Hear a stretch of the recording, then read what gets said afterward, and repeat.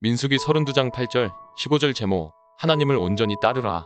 8-9절 너희 조상들도 내가 가데스바네아에서 그 땅을 보라고 보냈을 때에 그리하였었나니 그들이 에스골 골짜기에 올라가서 그 땅을 보고 이스라엘 자손을 낙심하게 하여서 여호와께서 그들에게 주신 땅으로 갈 수 없게 하였었느니라. 모세는 요단강 서쪽인 가나안 땅으로 들어가지 않고 요단강 동쪽의 비옥한 땅을 차지하고 거기에 머물려고 하는 르우벤 지파와 갓 지파에게 과거에 있었던 한 가지 사건에 대하여 말해주었습니다. 그것은 이스라엘이 과거에 가데스바네아에 도착해서 가나안 땅에 12명의 정탐꾼을 파견하였었는데 그들 중 10명이 가나안 땅에 대하여 악평하며 하나님과 모세에 대한 원망과 불평을 하자 나머지 모든 이스라엘 백성들이 그들에게 영향을 받고 차라리 죽는 게 낫다. 다시 애굽으로 돌아가자. 고하며 애굽으로 돌아가려고 할 때 하나님께서 그들 중에서 몇 명을 죽이시고 그들로 하여금 가나안 땅에 들어가지 못하고 다시 광야로 돌이키도록 하신 사건입니다. 그 당시에는 10명의 정탐꾼이 온 이스라엘 백성들의 마음을 낙심하게 만들므로써 그들로 하여금 가나안 땅에 들어가지 못하도록 했었는데 이번에는 두 지파가 요단강 동쪽의 땅에 대한 욕심을 품음으로써 온 이스라엘 백성들의 마음을 낙심하도록 만들었습니다. 이와 같이 우리가 품는 부정적인 마음은 그 결과가 우리에게서 끝나고 마는 것이 아니라 다른 사람들에게까지 영향을 미치는 줄 알고 다른 사람들을 위해서라도 부정적인 마음을 품지 않도록 노력하시기 바랍니다.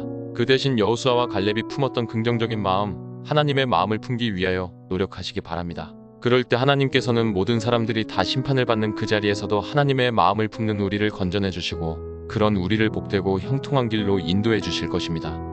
10-12절 그때 여호와께서 진노하사 맹세하여 이르시되 애굽에서 나온 자들이 20세 이상으로는 한 사람도 내가 아브라함과 이삭과 야곱에게 맹세한 땅을 결코 보지 못하리니 이는 그들이 나를 온전히 따르지 아니하였음이니라.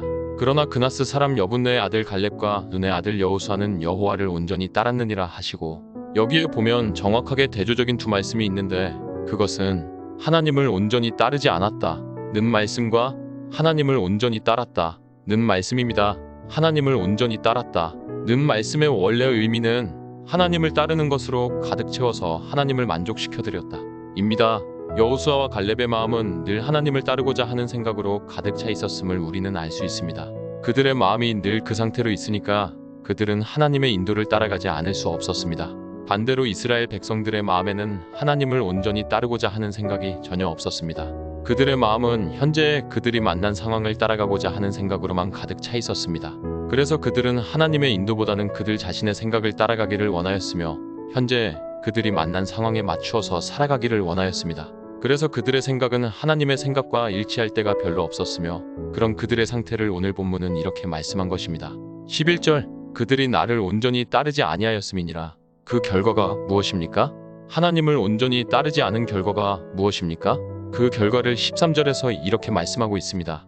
13절 여호와께서 이스라엘에게 진노하사 그들에게 40년 동안 광야에 방황하게 하셨으므로 여호와의 목전에 악을 행한 그 세대가 마침내는 다 끊어졌느니라. 하나님을 온전히 따르지 않은 그 당시 이스라엘 백성들은 40년 동안 광야를 방황하며 광야에서 전부 다 전멸을 당하고 말았습니다.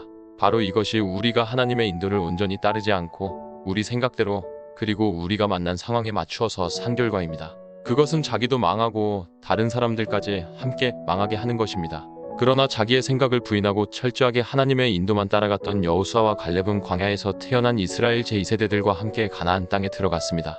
우리는 이 두 가지 상반된 결과를 보면서 남은 우리의 삶을 어떻게 살아가야 할지를 결정지을 수 있습니다. 그것은 자기의 생각을 부인하고 철저하게 하나님의 인도만 따라가는 것입니다. 하나님께서 그런 우리를 책임져 주셔서 우리의 앞길이 형통하도록 도와주실 것입니다. 그리고 그런 우리를 통하여 우리와 관련된 모든 사람들과 만물들까지 위로부터 부어주시는 하나님의 복을 풍성하게 받아 누리게 될 것입니다.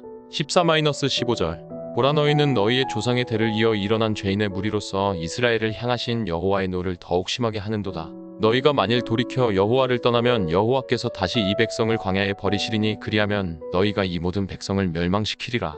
모세는 르우벤 지파와 갓 지파가 요단강을 건너가지 않고 요단강 동쪽의 땅을 차지하려는 것에 대하여 말하면서 그것은 하나님을 떠난 것이며 하나님을 떠난 그들로 인하여 이스라엘 전체가 하나님께 버림을 받고 멸망당할 것을 말하고 있습니다.